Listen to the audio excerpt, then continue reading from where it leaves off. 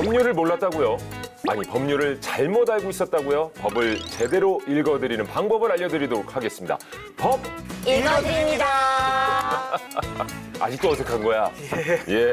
아, 근데 요즘에 SNS를 보니까요. 반려동물 키우는 분들이 정말 많고 저도 우리 집에 이제 그 갈색 푸들이 한 마리 또 아, 너무 예쁘죠? 예, 있고. 근데 재환 씨는 반려동물 가족이 아주 어마어마하던데요. 저는 이제 5마리의 시바견을 시바견까지. 키우고 있습니다. 네. 너무나 사랑스러워요, 식구예요, 진짜. 식구. 네, 그럼요. 식구예요, 진짜. 맞습니다. 어떻습니까? 우리 배 기자님도 그렇고 임 변호사도 그렇고 집에서 아이들이 나도 강아지, 나도 뭐 고양이 뭐 이렇게 안 해? 아이들이? 저는 굉장히 딱 그 기준을 정했어요. 근데 반려동물은 사실 책임감이 정말 뒤따라야 되잖아요. 맞아요. 그렇죠. 예. 그렇기 때문에 예. 아이들이 반려동물 너무 키우고 싶어 하는데 너희들이 직접 책임질 수 있고 너희가 학교 간 시간 동안은 또 어떻게 얘를 케어할지에 대한 대책을 충분히 세운 후에 키우자. 이렇게 딱 그렇죠. 해놓은 상태죠. 그럼 못 키우는 거야.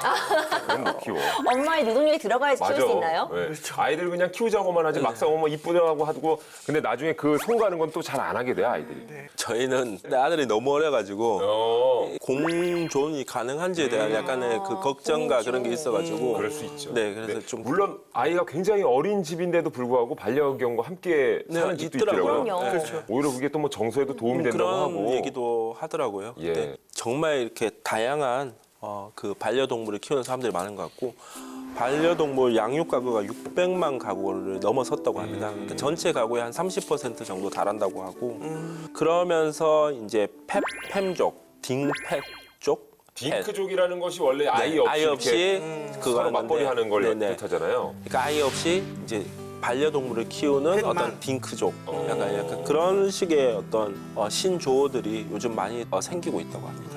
근데 이런 신조어가 생길 정도로 실은 이 반려동물 굉장히 좀 늘어나고 있는데 그만큼 사건과 사고도 좀 생기고 있다고 합니다. 그래서 오늘 반려동물과 관련된 법적 분쟁을 준비해봤거든요. 어떤 일이 있었는지 한번 확인해 보시죠. 아유, 우리 우법이 산책 나오니까 신나요. 아유, 역시 씩씩하네. 그래, 앉아. 자, 우리 우법이 손. 옳지, 잘했다. 아유, 잘한다. 우리 우버비가 산책을 얼마나 좋아하는데 자주 좀 나오면 안 돼. 맨날 바쁘다 그러면서 나만 맨날 산책하게 만들고 너무한 거 아니야?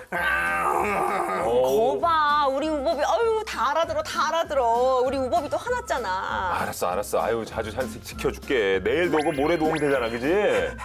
아유, 좋아한다. 우리 아니 우버비 더워. 우리 그만 집에 들어갑시다. 힘들어. 콩 안 돼. 우버바, 괜찮아? 아니, 우리 우법이 상태는 좀 어때? 아니, 강아지를 그냥 치고 가버리면 어떻게 이거 뺑소니 아니야? 우선 병원. 우리 우버비 병원부터 가요. 우버비 어떻게 하면 좋아? 야, 그러니까 지금 반려동물이 차에 치였어요, 지금. 네, 취했어요. 산책하다가. 예. 야, 근데 그나저나 우리 재환 씨 연기가 정말. 네. 지금까지 본 연기 중에 가장 오. 잘했어. 그렇죠. 예. 네. 제가 강아지 많이 키우다 보니까 아무래도. 확실히 아무래도 뭔 상황에 뭔 멘트가 어떤 의성으로 나올지 내가 알고 있기 때문에 역시 반려 가족입니다. 네. 근데 확실히 반려견하고 이렇게 산책 가다가 이런 사고 네. 있을 것 같아요, 진짜. 조심해야 될 것 같아. 목줄이랑 하넥스를 하고도 산책을 해도 언제 어디서 변수가 나올지 진짜 몰라요. 반려견 산책을 할 때는 긴장을 굉장히 해야 되고 또 반려견 산책할 때 지켜야 하는 것들도 있어서 사실 그런 것들도 좀 많이 지키려고 노력을 하고 있습니다. 맞아요. 그렇죠. 이제 2022년 2월부터 이제 시행된 동물보호법에 따르면요, 반려견 보호자는 외출 시에 이제 길이가 2m 이하인 목줄 또는 이제 가슴줄을 하거나 이동 장치에다가 동물이 탈 수 없도록 잠금 장치를 갖추도록 하고 있습니다. 또 동물을 직접 앉거나 또 목줄을 잡아야 하는 그런 공간에는 준주택, 그러니까 기숙사, 오피스텔, 다중생활시설, 노인복지주택이 추가가 되었고요. 맹견의 출입 금지 지역 동안 농인복지시설, 그리고 장애인복지시설, 어린이공원, 어린이 놀이터 시설이 추가돼서 이런 시설에는 맹견이 출입하는 것 자체가 지금 금지되고 있습니다. 산책도 보통 일이 아니에요. 근데 그나저나 이제 우버비가 어떻게 됐는지 이게 좀 걱정이 되는데요. 이게 실제 벌어졌던 사건인데요. 네. 이게 2021년 서울 종로의 한 아파트 단지 지하 주차장 앞에서 벌어진 사고였습니다. 반려견을 치고 수습하지 않고 떠났다가 벌어진 어떤 그런 사건이었고요. 우리가 말하는 우법인은 안타깝게도 이제 뭐 숨을 거뒀고 결국 이제 재판에 넘겨졌습니다. 재판에 넘겨졌지만 검찰은 강아지 170만 원 상당의 재물이 손상됐다. 약간 이렇게 해가지고 기소를 했습니다. 어쨌든 기소를 했는데 법원에서는 마지막에는 결국 한 250만 원 정도 벌금형이 선고된 사건입니다. 사실 많은 분들이 의아하실 수도 있는데요. 이 사랑하는 우리의 반려견이 결국 목숨을 잃었잖아요. 그런데 지금 벌금형이 나온 거예요. 근데 이것도 사실 다른 사건들에 비해서는 강한 벌금형이 나왔다고 좀 평가를 받았거든요. 어떤 경우에 따라서는 가해자에게 뭐 12만 원 정도의 범칙금 내려지는 걸로 끝나는 경우들도 있고 그냥 보험 처리하도록 하고 종결되는 사건들도 많거든요. 네, 특히 이 사건 같은 경우는 이제 거기서 이제 조금 더 나가서 당시 블랙박스 영상을 보면은 뭐 차도 흔들릴 정도의 큰 사고였고 피해자도 비명을 지르는 상황이 있었고 사고 후에 주차 차단기 앞에서 이 가해 차량이 잠시 정차했다가 백미러를 통해서 피해자의 모습을 목격하는 장면도 나왔는데 이 사람이 그냥 가버렸습니다. 아마도 진짜 뺑소니네. 어쨌든 갔고 관리실에서 사고 차량 가해자한테 연락도 했지만 뭐 연락에 응하지 않았고 결국 이제 보험사 직원이 와서 사건을 처리했던 사건입니다. 그래서 재판부에서도 사고 미조치, 그러니까 우리식으로 표현하면 뺑소니죠. 그런 것들을 감안을 해서 벌금형을 그래도 높게 이제 선고한 사건입니다. 그러니까 이게 반려견이 차에 치였고 심지어 뺑소니를 당했는데 아직까지 그러니까 그 법상으로는 우리의 강아지들이 그러니까 이 주인의 재물로 네. 속해 있는 거군요. 네.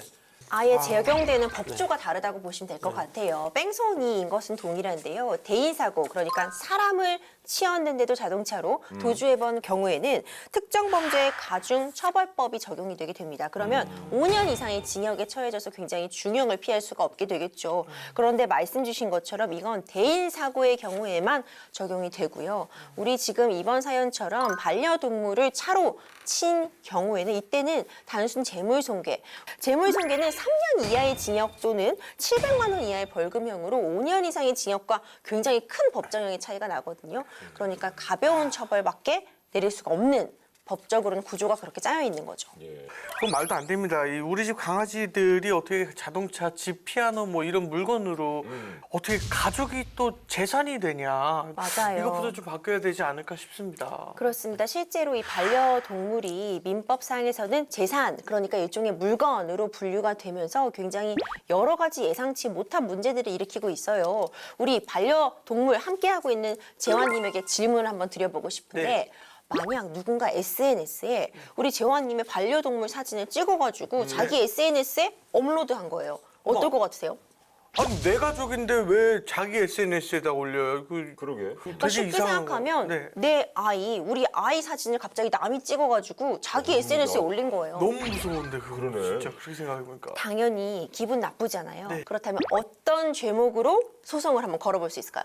명예훼손 아니면은 뭐 사람 얼굴이라면 진짜 초상권이나 이런 것들도 갈 것 초상권. 같기도 한데. 맞아요. 초상권. 지금 우리 MC님이 초상권 얘기해 주셨는데 초상권은 우리 사람에게만 인정이 되는 권리예요. 그렇기 때문에 지금 반려견에게는 초상권이 인정이 안 되고 있습니다. 헌법 제10조에서 이제 인격권에서 초상권이라는 게 파생되어서 나오고 있는 그런 권리인데 사람만 초상권 주체가 되고 있어서 반려동물은 아무리 사진 찍어서 올리고 해도 적어도 초상권으로는 어떤 구제를 받을 수 있는 방법이 없어요. 저작권은 어때요? 사진을 제가 찍었으니까. 그래. 그렇죠. 그거는 가능하죠. 왜냐하면 저작권은 이 사진에 대해서 나의 창작적인 결과물이잖아요. 내가 노력을 투영한 그 저작권의 경우에는 경우에 따라서 가능할 수 있죠. 실제 판례가 있었는데 이 경우엔 저작권이 인정이 된 거죠. 내가 어떤 구도로 어떤 각도로 어떤 배경과 찍을 것인가가 창작성이 인정이 돼서 그 경우에는 형사처벌과 위자료까지 받았던 사례가 있긴 합니다. 아 그렇군요. 아까 그 딩펫 쪽 뭐 이런 거 있었잖아요. 네네. 반려견 키우다가 부부가 갈라서는 경우. 그런 경우는 이제 반려견 누가 키울지. 약간 이런 것도 이제 문제가 되는 것 같더라고요. 반려견 양육권 소송이 들어갈 수 있는 거예요? 네네.